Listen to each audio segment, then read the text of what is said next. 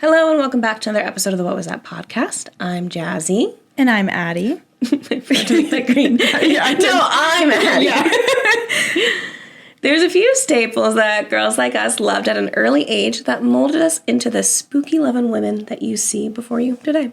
Like the Scream franchise. And Coraline. And Chucky. The Dark Crystal. We could make a whole list of movies and books that influence our young minds. Honestly, top of my list, Twilight. Low-key, Twilight is likely what started my love for monster romance.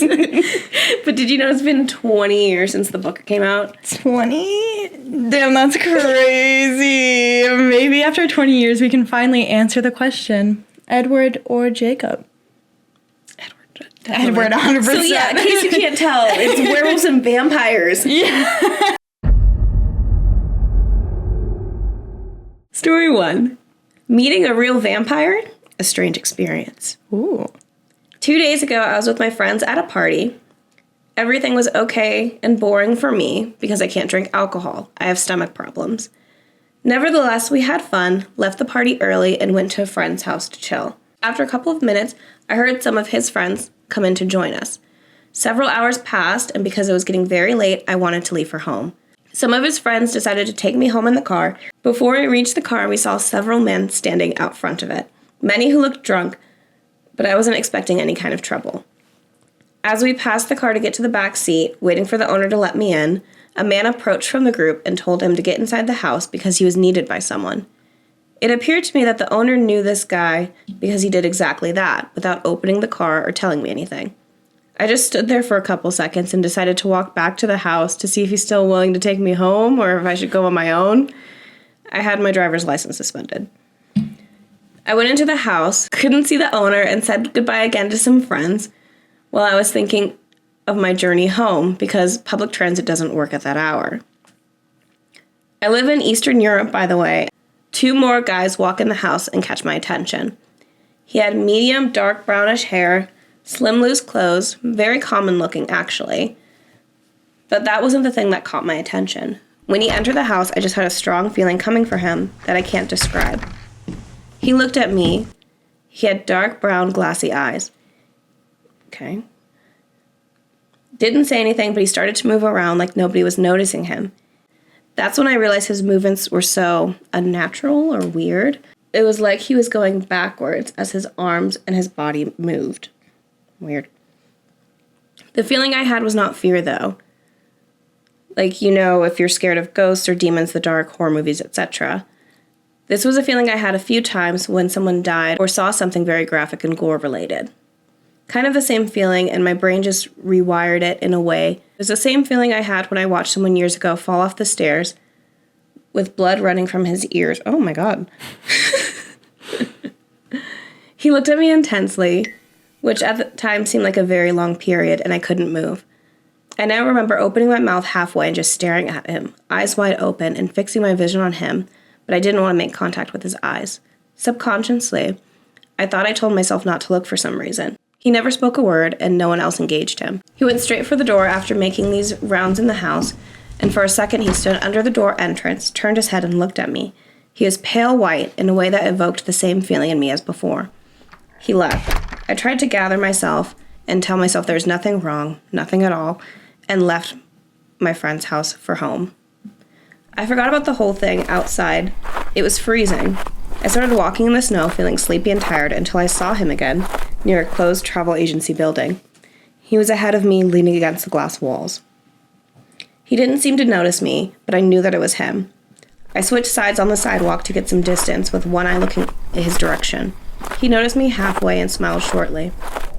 I couldn't see his face because of the snow and the distance, but I noticed his mouth was a deep red, almost bloody. I picked up the pace, worrying that he might follow, but he stood his ground. And shortly after, I was out of there and on my way home. I tend to smoke a lot. I had this irrational fear that when I got home and lit up my cigarette with the window open that someone might come in. And I was thinking of him specifically, though I live in an apartment on the 15th floor. Nothing happened, of course, and I went to sleep. To the hour I'm writing this, I can vividly remember the same feeling I had when I encounter this man, and I can't shake it. Somehow I get a mental image and visualize this man as I did back then, Somehow not human, yet human enough to not be afraid in a way I should be of the deep supernatural. I guess the only word that comes to my mind when I think of him, sort of vampire, though strangely it's not from any book of fiction or myth that I know of. But I keep sensing him like that. I don't know why. I keep telling myself this was nothing out of the ordinary, but the experience and the feelings I went through were anything but ordinary. I have to keep in mind that I just can't ignore them subconsciously, and I have to give them credence. I'm sure now more than ever that it was not human. I sensed he wasn't human from the first moment. Has anyone had a similar experience? What if he just kind of spilled his slushie on him? He got like a cherry slush. He got like a red wine slushie. Yeah, he's like, I gotta get out of this party. How embarrassing. Yeah, right. He like notices, he looks back to see if anybody notices, and he's like, oh, I'm good. I'm Bye. gonna walk backwards out of this party. He like kind of moonwalks, but he's not good at moonwalking. So it just looks really weird and disjointed. That's me when I moonwalk. I'm like, I imagine, you've seen Parks and Rec before, right? Yeah. I imagine him like Oren. Oh. Yeah. Like it's just like Oren standing there in the corner menacingly. And it's just like really uncomfortable and really awkward. So he has that like really uncanny vibe about him. But yeah, he's just like a weird guy. I don't know, if he didn't like walk in and immediately turn all the heads in the place their way and somebody look over and be like, who's that? Yeah. They're like, the Bolins. Question. That's Snedward. At any point, did he go? You know? At any point, did his skin sparkle? Did you see that? Good questions. Did you see any fangs? Did his eyes turn red or gold? Yeah, maybe get a paper cut. See what he does. Yeah. Does Go he to a birthday feral? party, open a gift. Did you give him any garlic? If we're going to like traditional mythology, yeah. You could have given him a piece of garlic bread. Was he avoiding the wooden stakes that you obviously have laying around? Did somebody let him come in? Did somebody tell him like, hey, you can come inside? That's a good question. Have to Yeah. do that. Did he have a reflection? Yeah. Did he like silver? Was he wearing any silver? We have questions. That's another thing I've noticed in a lot of like, what? This comment, you should actually go see a doctor. Following that, a therapist or psychiatrist, please. It's always interesting, like in horror movies about vampires, how the vampires are always wearing big dangly jewelry, and it's silver, right? Like they can't touch silver. Am I wrong? I think that's a thing. I know silver bullets kill werewolves, but I think silver is also bad for vampires. Yeah, they're vulnerable to silver. Yeah, the AI overview. Thanks, Yeah. Gemini. Oh, wait, here, I'll go to Reddit. Incapacitated by silver, can't be killed. Yeah, so, see, that really sucks for me because if I ever became a vampire, I'd have to switch to gold, and I don't think gold looks good on me. Well, maybe with your new sparkly diamond skin, you could just wear diamonds. All diamonds. Well, they have to be plated in something. Nope. You like You're just gonna smelt get- the diamond down into a band. It's like Yeah. rock hard. You can't. You're never gonna take that off. Yeah. You and your porcelain body Dude. and your diamond bracelet. We go back to, okay, if we're talking about the colons and we're going into that side, did he clink when he walked? Definitely. Did he like make any like, do you know, like Yeah. the porcelain plates while he was stepping around? Yeah, it's like when you have squeaky pants and you're trying to play it off that you don't. It's like, what was that? Oh, I don't know. Yeah, he's like, all his limbs moving, and it's just clattering plates. little doll. It's like, is anybody okay? Did like something break in the kitchen? Did anyone like- hear that? And it's like putting his finger back Oh on. no, Snedward, he over there. It just happens. He has all bones. That's why everyone thinks he's weird. He's They're got like, no, you're arthritis. clinking. Yeah. He's shiny, he's sparkly, he clinks around. He hisses at everyone. He's like those girls in school that used to meow and hiss at people. Did you go to school with girls like that? I didn't. Luckily. We had a lot That's of them. insane. Yeah, we had a lot of them that wore like cat ears and collars and meowed and hissed at people in the hallways in high school. which, not to kink shame anyone, if that's your thing, don't do it at school. I don't know, maybe it'd be fun. Just try it out for a day. You know, it'd be kind of nice to pull a Maureen Ponderosa and just do a full cat transition. I would go to bars with my friends, and sometimes when guys wouldn't leave us alone, I would bark at them. Yeah, and that would get that. They're like, "That's weird," and I'm like, "Yeah, leave."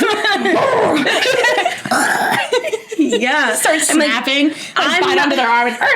Yeah, it's like I'm barking, but I'm not the freak here. Leave. Yeah, leave us alone. I don't think you're getting the hint. To go away. I said the words "leave us alone," and you're still here. There were so when we went to the concert on Friday, when we were leaving and we were going to ask for a wheelchair, there were two guys, and we went up. Two guys that worked there. We went up to them, and one of them looked like early 40s. The other guy late 50s. And we walked up and we were like, "Hey," and they were like, "Oh, are you guys looking to take us home?" And we were like, "Can I get a wheelchair?" Yeah. Can you call somebody over here to get a wheelchair? Yeah. And the guy was like, "Oh, dang, I thought you guys wanted us to come home with you." And I was like, haha. And Sarah was like, "Oh, no." And it was she's always so positive. And so she's sitting and talking to him. And I'm in crippling pain. So I'm sitting there not having any of it. Right. And then, so one of the guys, the older guy leaves to go find somebody. The other guy is sitting there. He's 35. I thought he was in his 40s. He's not.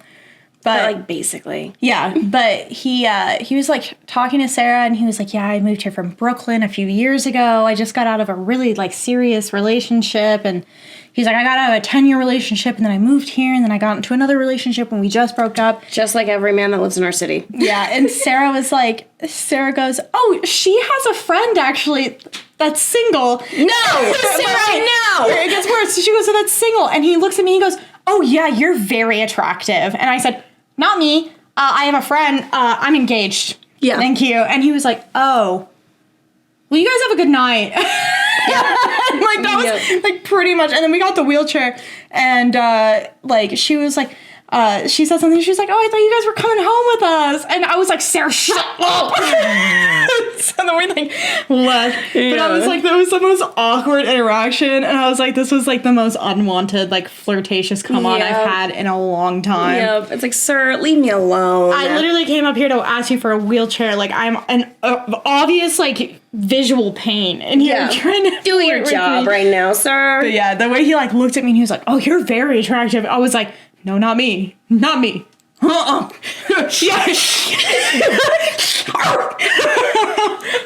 of them went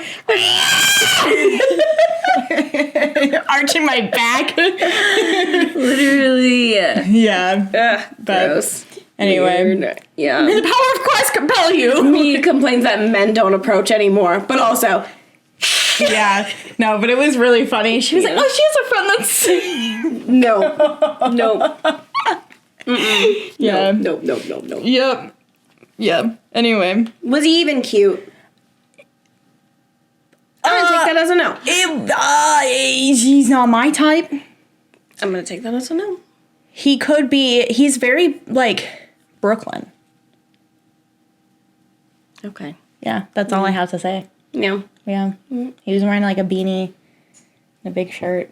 Not for me. He's got a gray beard. I like little shirts on men. Tiny little 4-inch inseam. Yeah. Hoochie daddy shorts. The Colin way. Story 2. Werewolf? So this story was told to me by a childhood friend's dad. My friend and I had known each other for quite some time. Most of that time he lived in town. This is an 8,000 population town literally in the dead center of Illinois. On the edge of town, on a country highway, there's the remnants of a small pig farm and a slaughterhouse, which is now run down. The land of which his family used to hunt in the 80s. Cue our 8th grade year, and he tells me he's moving out to the country to a new neighborhood that's being built. Upscale homes, his dad had been promoted at the local power plant. Okay. This was a mile from the farm/slaughterhouse. I started staying at his place much more than usual because, well, it was awesome. Lots of money went into it. We would explore the woods during the day, as this was about 98 to 99, and would spend our nights inside listening to music and messing with Yahoo chat groups. Anyway, one day out in the woods, we come across a pond of a decent size, and there's a small island in the middle. My friend sees this and immediately goes pale, tells me we gotta go, hightails it without waiting for me, and I follow. I keep asking what's going on and he won't answer me. We finally get back to his house and his parents are sitting in the kitchen and we come in through the garage. They see his face and ask what's wrong. He tells his dad he found the pond. His dad looks sick and I again ask what the heck is going on. Now his dad is pretty straight-laced, not really a sense of humor to speak of since I met him, and would only enjoy a glass of expensive whiskey when he was in the mood. He decides now is one of those moods. After getting his glass and taking a sip, he makes us promise to stay away from there and tells us his story. When he was younger, his dad took him and his brother to hunt out there. This incident happened when he was about 19 and well-seasoned. They got out early and decided to set up by this pond. Slow day, only a couple deer that weren't worth anything. Starting to get the idea, a new spot was needed. They heard a rustling from outside the pond across from them. It was a wolf. But those aren't here. Not a thing in our area. At least not capable of walking to the pond. Looking at it like it was investigating, then it stood up on its hind legs. It walked that way into the water, swam to the middle, and walked up to the island, again on two legs. It stood there before lying down in what seemed to be falling asleep. They decided to wait to make sure it was out, then slowly back out, getting to the truck as quickly as possible, never going back out there to hunt again. Again, this was told to me quite some time ago and always stuck with me. My friend's dad never joked with us. He never seemed to have much of a sense of humor, never scared us, never made another person laugh. The end. Werewolf. Okay, you see a wolf step up on two legs. That's definitely a werewolf. There's not much more to it. Yep. I will say, Open shut case. in Twilight, the wolves do not stand on two legs. They're just very big. Underworld, they do. Yeah. So it depends on which werewolf you're going. Are you going with like the drumstick TikTok werewolf? Yeah. Does it look like this? Or are you going with like the Twilight one? Yeah. What are you going to say? Because I have a question for you. Smash. Raw. Next question. I was going to say which one. I'm taking both. Which one do you find objectively, if you're going to read a novel? No. Okay, so the Twilight one in wolf form is too animal adjacent for me. Right. So, like, I couldn't... That one's a no-go for me. Yeah. That one, no. The drumstick version... Yeah. Of the werewolf where he's standing on two legs, he's got ripped six-pack, he's got fingers. Yeah. You know? That one. Body of a man. Body of a man. Have you read Bride? No, but you were talking about that at book club. Yes. Yeah? Bride is a very, very good book. So it's a book between a vampire woman and a alpha werewolf male. Gotcha. So, and they live amongst each other, but they have a treaty, similar to Twilight. But it's like, the vampires are like rich and have like this giant company with this giant sky rise in downtown. And the wolves are like on the outskirts, right? Yeah. And then they like trade essentially and like make the alpha male and the like daughter of the like head vampire like get together. Yeah. And he has like a wolf form a lot of the time, and he has some bits and bobs about him that are interesting in certain parts that I'm like, I don't know. I'm on the fence about it because part of me is like hot and the other part of me is like, you might have to bleep this out, but like there's this thing called a bleep, that dogs have or like wolves have. Okay. And it's like an extended part of the like peni. Is it the little red thing? It's like I don't know how to explain it and it's gross, so I don't want to go into detail. That's fine. But he has that. And he's like, this is gonna hurt. And she's like, do it. Yes. Yeah. And he does it and she's like, oh. And I'm like, I don't know how I feel about that. And that is in a few, like there's another one called like The Fated Mate, which is also a werewolf one where, like, she meets a guy who is a shifter who shifts into a werewolf, and he does the same thing. And I couldn't finish that book because it was brought up so much. Gotcha. I was like, This is too much. I don't like that aspect. Yeah. I don't like that aspect. Everything else, I'm choo-choo. I'm all aboard. I'm all aboard that train, but... Yeah. The book that I'm reading now, it's like the third one in the Blood and Ash. Because he shifts into like they're like the woven. Yeah. Basically werewolves and vampires. Yeah. But yeah, it has not happened in the wolf form. Yeah. Yet. I don't know if it will. Yeah. Yeah. Yeah, I would be accepting of it if it was like a man wolf. Yeah. Like a werewolf. You know, it wasn't Not like a wolf. Wolf. Yeah. Yeah. Yeah, all about it. Mm-hmm. I would be into it. This story, however, circling back to that, if I was hunting, it would be very scary to see that. You just like, I just imagine this like guy coming out. He's conscious. He has thoughts and feelings and whatnot. And he walks out and he's like, man, it's a nice day for a swim and a nap. He like swims out into the middle of the pond. He's like, yeah, this is it. And then he's like, I'm going to go take a nap now. And he goes out to this island where he's like, nobody's going to be out here. Yep. I'm going to take a little cat nap, as they call it. Yep. A dog nap.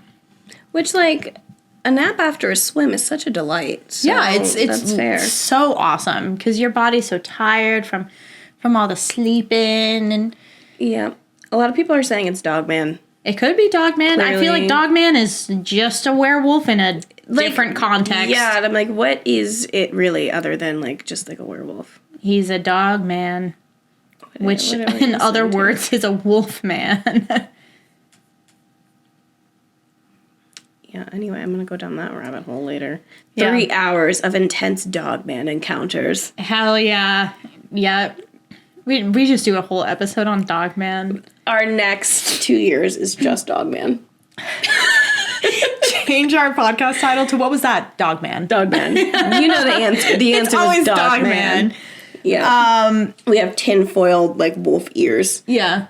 So let me ask you the same question. I agree with you on that one. Yeah, Sick. I don't want anything too animal. Like, it does hit a line where, like, it might be, like, a bit hairy for me. Yeah. Maybe give it a good wax. Yeah. Yeah. I don't want, like, too smooth. I also don't want, like... Yeah. You're like doing like a brush trim down there with your teeth. Take it to the groomer. I don't know. Oh god. And you're like, be good, honey. I'm gonna drop you off. He's like, and you're like, Comes no, out with a little biting. bandana. You smell like vanilla. Did they treat you really good? He's got like a lion haircut. Like they do to golden doodles, they shave all their whole body, and it's just like Just a like mane the legs and and a like little bit of tail. Yeah. Oh. Yeah, just to let you know, we did have to use the muzzle. He was a little bitey today. Yeah, I really like when he's bitey. Take him on a walk next time you bring him in. They're like, okay, the total would be $600 because there was a lot of fur. You just look back, just like the whole room. It's like two ladies, their eyes just open up from mounds of fur.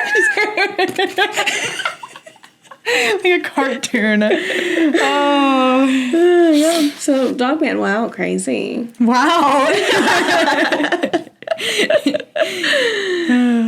Story 3.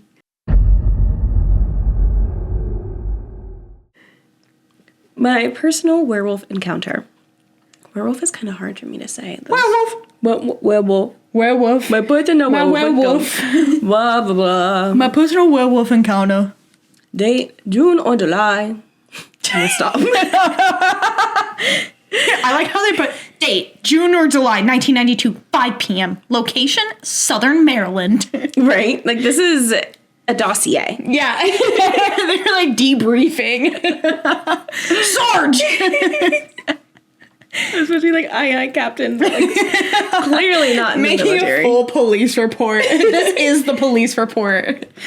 It probably is. This went straight to Charlie Swan. Okay. This is a rather short encounter because I was riding in the car and basically saw it and rode past it. I've been past the site hundreds of times since then, but I've never gotten out and walked around the area. Maybe I should. This encounter changed my life. When I read the encounters on this sub and hear other people's stories, I never discount them. Why? Because I know what I saw, and who am I to question someone else's experiences? Sure, there's a lot of made-up stories and creepypasta out there, but I strive to find incredible sounding accounts and share them all with you. It was the evening and my family and I were coming back from having dinner with my brother, mom, and dad. I was 15 or 16 and right in the right back passenger, chilling with my brother. Riding along, I was just looking out the window, and there is a little road that merges onto the main road on the left. So as we merge, we pick up a little speed. We're going maybe 25, 30 miles per hour, and we have to cross this little bridge, and it's really bumpy. So we slowed down even more, maybe 20 miles an hour. Once we did that, I looked up ahead, and about 75 yards ahead, I saw something standing on the wood edge off to the right a little bit, but it was exactly at the edge of the woods. It had both arms on a tree, just standing there, meaning its right arm was on the tree about shoulder height, and its left arm was on the tree at about shoulder height. So its arms were basically spread out with its hand on trees. Okay? It was about 7 feet tall, maybe taller, and it had a wolf-looking face, only larger, like a direwolf from Game of Thrones. It had really broad shoulders, very muscular arms, a barrel chest, and it narrowed the rest of the way down in the abdomen area. Dude. Hot. I was like, Zaddy? That's my type. It was dark brown and the hair was medium length. Yeah, my type. But I didn't get a great look at the legs because it locked eyes with me. Ooh. I knew it saw me and I saw it. I saw it a good distance up ahead and was like, what the hell is standing at the wood's edge?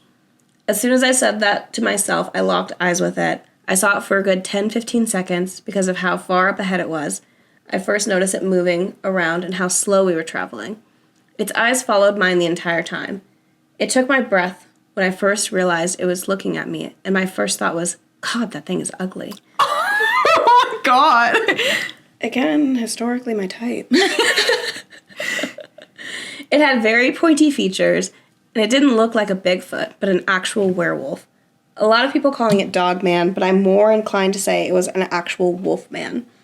I start saying out loud to my family, did you guys see that thing? Obviously, they were like, see what? Another thing, this was in southern Maryland. MD's Maryland, right? Yeah. This was in southern Maryland, where there are no bears or other large animals. But I asked my family over and over if they saw it, and they started to get annoyed with me. I told people over the years, but I was only ridiculed and teased about it, so I just stopped. That was my encounter. My family still doesn't believe me either, and most people think I'm crazy or lying, so I very rarely tell anyone about it. But it was real, it was there. I just want to know the W's of this creature. Where, what, why, etc. Dude, that werewolf probably locked eyes and was like, You're so beautiful. Hi. Welcome to my woods. Do you want the house tour? I was imagining him going like this. He's just like leaning up against a tree and he's like, hey. I'm like, Hey. Dude, God, that's an ugly creature. Yeah. And he's like making eye contact and he's like, oh my God, they're making eye contact with me. They see me. They really see me. Mom, could you drive faster? Yeah. There's a really ugly creature making eye contact with me. Again, bringing this back up, imagine it like that scene in Twilight when the Cullens walk into the cafeteria and they lock eyes with each other and they're like, except the werewolf is very infatuated and OP is disgusted and horrified. Dear God, is that a bag of eggs? Hard-boiled rotten eggs. You like this? It's just pointy and odd and all the wrong angles. He's hairy and gross, and he's got a V down by his boxers, and he's got a full 8-pack, and he's got big old muscular arms. Oh no, so disgusting. So Please don't gross. find me at my address. You like slip a note out the window as you're driving the door by. is unlocked. My window's open, door's unlocked, I'll be in my room, cheeks sorry, sue me. I mean, again, I'm like, yeah, of course it's a werewolf. Yeah, like clearly, What else are you- clear cut case. I don't know. there's nothing else that would be. Dogman is basically a werewolf. Oh, another werewolf. Another werewolf. Princess. Was surrounded by werewolves. Watch me like start this podcast totally normal. We're gonna end this podcast as miladies. We're transforming. We're already on that wavelength. Yeah, our hands need to just be a little bit clammier, and we need fedoras. Okay, again, controversial opinion. And I think this was on my Hear Me Out. Yes, it was. It was on my Hear Me Out cake. There is a movie, I don't know if you've seen it, Creep. And it's about a guy who, like, hires a videographer to come over because he says that he's making a video for his son because he has terminal cancer. Okay. So he's making a video for his son to, like, play for him when he's dead, that, like, shows him how to do everything. Peach Fuzz. Raw. Full eye contact. Next question. I want to see a werewolf. I love don't know wolves. if I want to. You saw wolves. You had a wolf encounter. I did. I went to a wolf sanctuary and I got VIP passes so I could go into the enclosure with them because wolves are my favorite animal in the whole wide world. Yeah. So, That's pretty sick. yeah, I love wolves. They're so demonized though. Stop hating on wolves, you guys. They're really imperative for the ecosystem. So, I saw a moose one time in the wild. Too damn big. Don't like it. yeah, wolves are big. So, I imagine I would have the Moose same. are Like, big. very big. Very unsettling. Wolves are big, but I feel like they're no bigger than like our boss's dog. Like that they're If I saw Soul in the wild, though, I'd be like, yeah. I mean they're you like want a treat? but they act like dogs. Like they act like literally I mean at least the ones that are in these enclosures. Obviously wild wolves are different. Yeah. But Tell that to Van. but they like see, and that's what I hate is like in shows and in movies like that, they show them in such a negative light to where they're always attacking people, and that's not the case. Like in the wild, like aloof. they are. They don't want to be around people. They want to be in their pack, and that's it. Because they've learned that humans are dangerous, so they don't attack people. Yeah. It's like very, very, very rare that they attack people. But people will go out and hunt them and like torture them, and it's absolutely heart-wrenching. I hate. Yeah, I can't. So, but yeah, they're like big old puppy dogs. Like the ones that we like got to be in the enclosure with, they literally were just like playing with each other the whole time. Cute. Yeah. And they were like roughhousing, and then they come up and like nuzzle us and lick our faces and then go off and play with each other. And they like loved eating treats. Like they're so precious. Wolves are so precious and they're so endangered, and we need to do something about it. Save the wolves. Yeah, save the wolves. If you don't like wolves, you need to do some research. Yeah. Because at the end of your research, you will like wolves because they're beautiful creatures. If you don't like wolves, are you a rancher? Vampire. Oh. Yeah. Are you a rancher? And even still, ranchers will blame wolves for like hurting their livestock when it's other animals that are doing it. There's a lot of animals that do it. Yeah, which again, it's like they're just demonizing these wolves. Yeah. So, very sad, very unfortunate. Circle of life. What else are they supposed to do? You're in their territory. Circle of life, That's really and it beautiful. moves us all. Story 4. Oh, I was ready for you to keep singing. I was like, preach. Encounter with a vampire. I admit I have written to Anne Rice about my account of my encounter with the vampire. I find it interesting that she first wrote Interview with a Vampire in 1973. The book was published in 1976. I didn't read the book until 1980. Upon reading the book, I felt she may have met the same person I met back in 1973. I've never received a reply from her. I do realize that she probably gets thousands of emails per month on her website, and I wrote to her in 2001.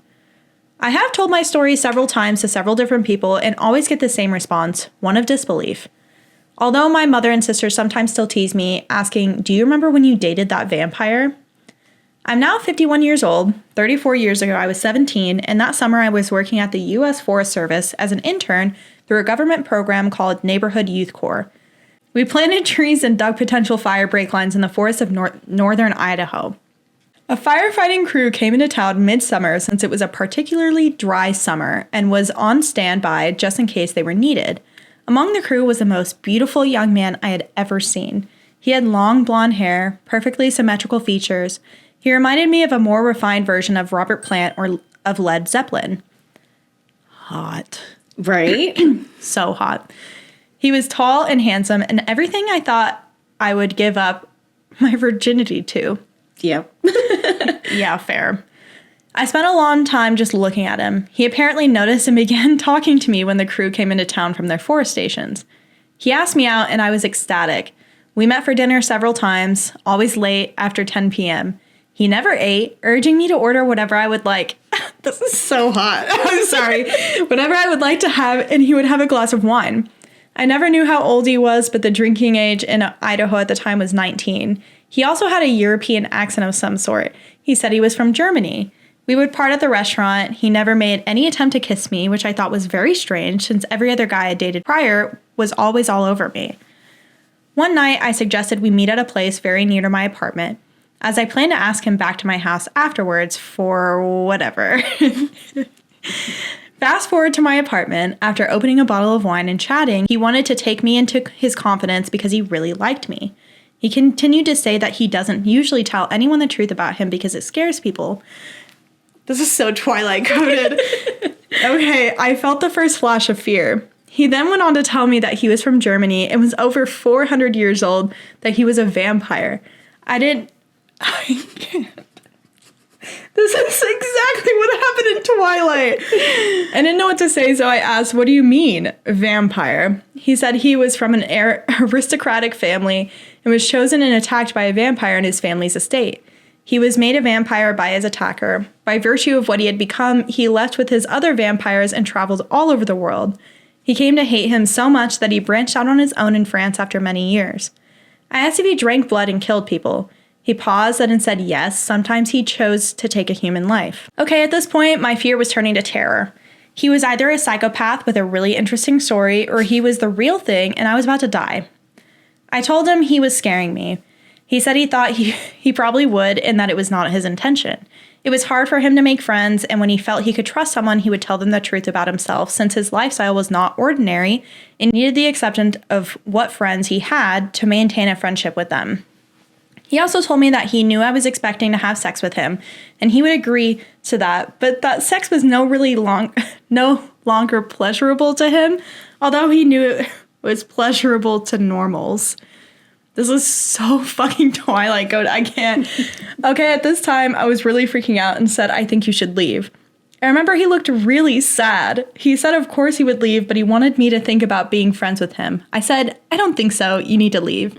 He got up slowly and picked up his jacket and reached inside the jacket pocket for a pen and paper. I was really shaking by this time and thought his every move was a ploy to kill me. But he wrote his phone number at the camp on a piece of paper and said, "If you change your mind, call me." And he left. When he walked out the door, I was trembling so badly I could barely dial the phone. I called my mother to come get me to take me home for the night. I told her I just ended a date with a really creepy, scary guy. I paced the floor until she got there, listening for any sounds that might indicate he was breaking into my apartment. I told my parents, and they said I did the right thing by calling them. My dad said it's time for you to move out of that apartment, and I did. I never called that guy, and I never saw him again. His name was Manfred Kirschner. I have never forgotten him. I thought he was a psycho until I read an interview by Anne Rice. I have wondered for 28 years now if he's who Rice called Lestat. Believe me or not, there you have it. Dude, that's so hot. I cannot believe that she fumbled that. Okay. She fumbled the fuck out of that, dude. Okay, if he had just like left, so Yeah. I get being scared, right? Like as a woman and you're alone. Like, this guy's insane. This guy's like, I am a vampire. If he had like left and like was just like writing his phone number down, he's like, "Call me. I'd really like to be friends. I'm so lonely." Right. That would hook me immediately. I'd be like, you know what? Okay. You know what? Maybe he's not trying to kill me. Maybe we only meet in public places from now on. Like, Yeah. No, I 100% would have done what she did. I was like, he's fucking crazy. and this is the problem with being a book talk girl is that you're like, again, I'm like, they meet and they're like, he's like, oh my God, I've never met anyone at very Edward coded. And then she's like, oh my God, it's me. Like, you noticed me of all these people, this super hot, like really unobtainable man noticed me above all these other people. Yeah. They go out to dinner and he's like, you order whatever you want. And she's like, mushroom ravioli.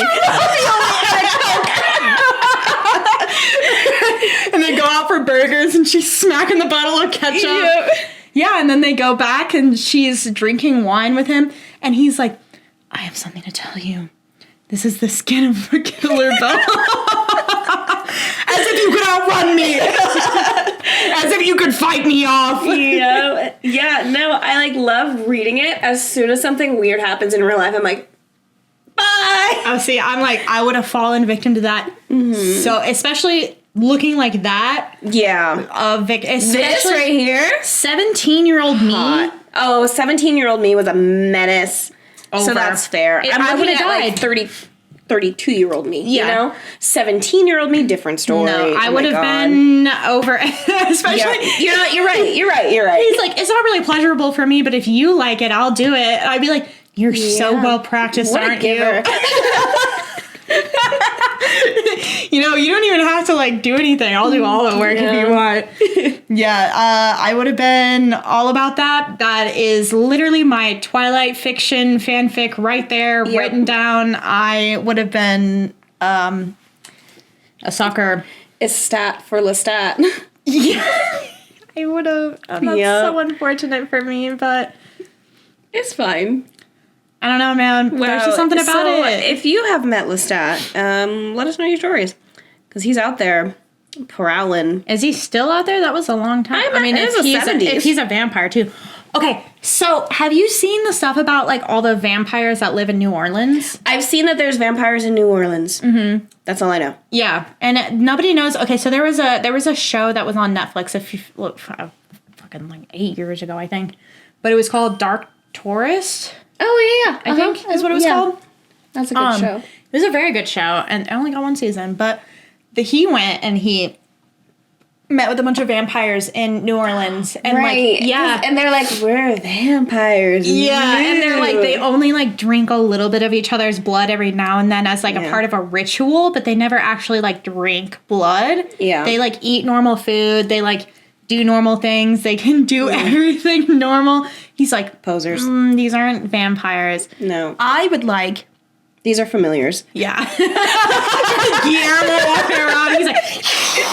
with his big ass cape, he's like, yeah, I'm a vampire. Yeah. Watch me drink this blood. He's like, takes a little... Okay, that's good. I'm good. You saw Can that? I get a cheeseburger? Maybe. I'll get a bloody cheeseburger. How about that? That's a real vampire move. The rarest it can be.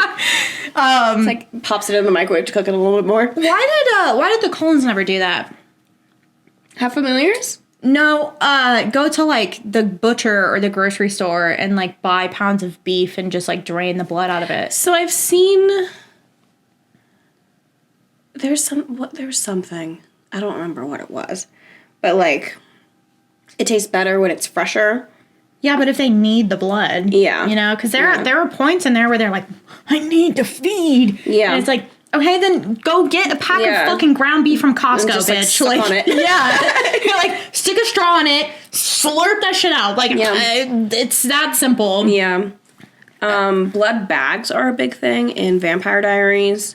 I would love it. There's a lot of bars around here during Halloween time that do little blood bags. They're very cute. Yeah. Yeah. Little cranberry something in there. Yeah. The bar that we went to on Saturday, they had like a frozen horchata drink that Quentin got that was called the like gay as fuck pumpkin of Charlie Brown or something. That's literally what it was called. Like, it was something around those lines, but it was gay as fuck. Who came up with Charlie that? Brown pumpkin. Yeah. All of the names were like That's that. hilarious. Yeah, like little pumpkin slut, stuff like that. I was like reading the just menu. like riffing in the back, like, you know what? Sure. Yeah, fucking put it on there. Who gives a shit? Yeah, I've got no other options. Put it on there. No, but it was really funny. I was like reading it and I was like, huh? It was cute. But it was $16. Yeah. But yeah, I unfortunately this is truly a fanfic straight out of me would have got caught. Yeah, I would have immediately. I would love to go to. I don't really have the desire to go to New Orleans. I went one time. No, I went twice. I went once when I was a teenager and once when I was freshly 21. Yeah. And I went with like a family, so it was like I didn't go crazy or anything. Right. But I just walked around and I was like, man, this is kind of boring. So maybe if I go back with like a good group of people, it could be fun. I would want to do like the spooky tours and stuff. Yes, yeah. me so too. I feel like I would have to go with the right group. Yeah, I would love to do that. Let's do that. Let's just have a spooky little time. Yeah. Yeah. No, I would love to go down there and meet an actual vampire. So if anyone's listening and they're a vampire, please let us know. Only go to Addison's house and not mine. Well, don't come to my house. But let me know if you are, and I would like to interview you. An interview with a vampire. Yeah, we'll bring the microphones. Yeah. Actually, we won't go anywhere. We'll do a Zoom call. So that sounds better. Yeah. And I would like. You're not invited anywhere. Yeah. No. This is not an invitation. And it depends on what type of vampire you are too. Like if you're a sinner's vampire, stay the fuck away from me. Stay the fuck away from me. Unless you're Michael B. Jordan. Like still, but like maybe just like turn me into a movie and live. Yeah, it was like see that's the thing. That's where it comes into. Both. That's where it comes into play. Smoke and stack. I'm greedy. Oh, two bad bitches at the same damn time. I saw this thing that was like the only pair of Jordans I've ever wanted, and that's like the truest statement of my life. I went into that movie knowing very little about it, other than like probably vampires. Yeah. When I saw two Michael B. Jordans on the screen, I was like, this is my favorite movie. Favorite movie ever. So good. I don't care what it's about. So good. Favorite movie. Oh my God. That's one thing that I always think about with vampire movies. So, in theory, say that Smoke and Stack, right? Those are their names, right? Yeah. Yeah. They're both vampires, okay? They turn everyone that they want to turn into a vampire. Yeah. Why can't they just, like, live happily ever after together? Because they're all vampires. Yeah. Tell me why. Some people have moral dilemmas. Yeah, but they're not, like, out there killing everyone. They're turning them into vampires. Yeah. So it's like, what's the harm? I'm just turning everyone into a vampire. Everyone in the world a vampire? Watch the werewolves come knock on our door and be like, hey, actually, don't, can you guys don't give them ideas. Stop with the propaganda. Yeah. we don't need more vampire propaganda. Do you guys actually know? It's like a tracker. You know how they do like the predator trackers online where you can see like if a predator like lives next door to you? I was thinking sharks. Different predator. No. I was like, yeah, the shark trackers. No, the bad ones. Yes. Where like those kind of trackers, but it's for vampires. They're like, hey, do you actually know how many vampires are around you right now? There's one right across the street. Yeah. Like, you should be very careful. It's like, hey, is the garlic thing true? Can I come in? Me with like a loaf of bread just in case. A clove of garlic stuck in my back pocket. Next to it is a crucifix. I got silver. All the crevices. Squirt gun of holy water. Let's go. And if you're good, I'll use a different type of squirt gun. Oh my God. I'm sorry. That was bad. That was really bad. My bad. It's always so sexual. It is. It's the vampires, man. It's Twilight. It is Twilight. What do you want from us? What do you want from us? Twilight has groomed the fuck out of us. Dare says that weed is a gateway drug. I think Twilight is a gateway to smut. Yeah, 100%. Mm-hmm. Yeah. Yep. I remember reading. So I read Twilight first, and I got so obsessed from the first Twilight that I read all of the rest of the books like so fucking fast. Nice. And I remember like I read New Moon in like a day, and then I was reading Eclipse, and I like finished it in a day, and my dad was like, "You're reading those way too fast. You can't. Yeah, you're limited to an hour a day." Oh my God. So I got Breaking Dawn, and I woke up like 3 hours earlier than my dad did, just so I could read Breaking Dawn. Yeah. So I woke up early, read it, finished like halfway through. I got to like the spicy scene when my dad woke up, and I was like, fuck! And I went to school, and I remember reading the rest of it in my science class. Yeah. And I was like, oh my God. Talk about biology, right? Yeah, I'm like in 7th grade and I'm like, why do I feel this way? Like, what is this feeling inside me right now? I feel warm and tingly and bits I've never felt before. Yep. Yeah. And all they did was like, it's like a fade to black. They're like, and then we woke up and the bed was broken. And I was like, yeah, swoon. Yeah. I'm like, when's somebody gonna break my bed? And all the pillows ripped to shreds. No, I just remember like all the girls that I thought was cool in high school. I don't know if anyone else thought that they were cool, but I thought they were cool. They would like walk around, no other books, just carrying like the Twilight book, and just like, Yeah, that and was I went me. to Moab with my family, and I saw it at a bookstore, and I was like, I'll pick it up, because, like, Savannah's cool, so yeah, I'll read it. I'd, like, plow through that book, done by the next day. I have photos of my sister and I going to, like, the Barnes & Noble book release parties. Yeah. Like, wearing our little, like, prom dresses, and I had my knee-high Converse on with my dress. What a time to be alive, man. Yeah, my mom took me to, like, all of the movie premieres, and I had, like, every piece of merch possible. Like, I had hats, I had the big cufflink, I had the small bracelet, I had her engagement ring, ugly ass ring. I had everything though. I had a locket that had Edward's face in it. And I would like go to all these premieres fully decked out in all of my gear, and I'd put like sparkles all over my face. Yeah. And it was like so fun. And there are videos, if you guys could ever find them, of me online. Me editing this, I'll post a link. Of me online, and you can see my room when I was in middle school, and it's literally painted. I painted it white, and then I had a black and maroon stripe around the middle, and then my bedding was maroon and black. Nice. My bed frame was black. All of my stuff was like black. And then I had all of the scores on like my like little piano music books, so I could play piano. I had all of the CDs, like all the soundtracks, all the books, all the movies. I had signed versions. I had a jewelry box that played Bella's Lullaby. Nice. Like I had a life-size poster on my wall of Edward that I would kiss every day. I had other posters on other walls. Yeah. I had like quotes from the book painted on my wall. Like fucking #1 fan all through middle school, and then I got bullied out of it, so I never brought it up again. And as an adult, I'm like, why did I do that? And so now I have all the books, and so I got t-shirts. Yeah, we're bringing it back. Bringing it back. It's cool now, apparently. Whatever. I can't believe I got bullied for it in school, and now it's cool. Yeah, that's how it always goes. They're like, oh yeah, I actually did like that. I was like, you called everyone a loser for that. Yeah. So you dumb bitch. Yeah. My high school boyfriend got me, like, the first Twilight. It's in my mom's house somewhere, because she never gets rid of anything. It's got to be somewhere. But it's, like, the, like, classic, like, Edward and Bella, like, kind of, like, blue tinted. I have that shirt upstairs. Yeah, because they're selling it at Target, apparently. Yeah. Except on the back it says, instead of the lion fell in love with the lamb, the Target one doesn't say that. Yeah. Stupid lamb. What a sick, masochistic lion. Yep.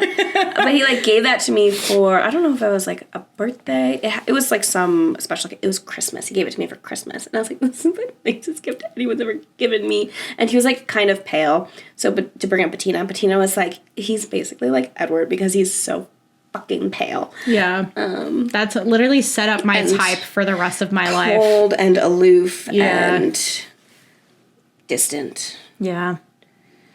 It really shaped the woman I am today, I'm not gonna lie. Yeah. Well, one of my friends was, like, very Team Jacob, and looking at her dating history. Yeah. Yeah. Yeah. Yeah, my best friend in middle school was also Team Jacob, which was always, like, a big strife between us, because I'm like, how?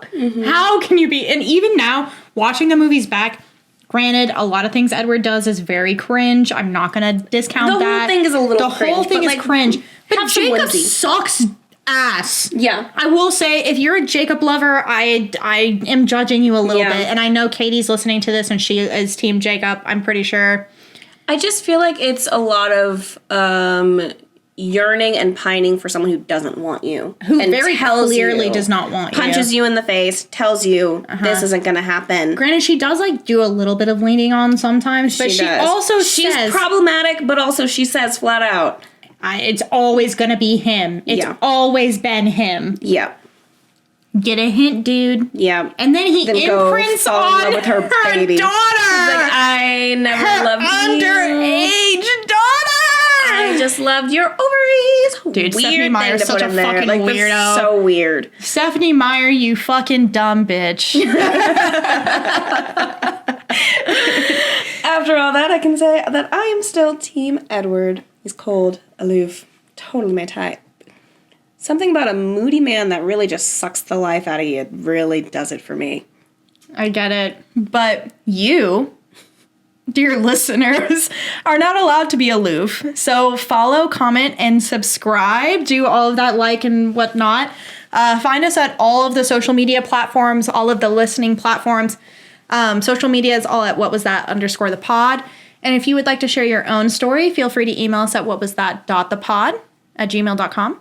Did you hear that it's canon that, we talked about this, Edward's basically porcelain? Yeah, so like we've talked about, whenever they're making out, it sounds like two plates that, like, wait, what was that?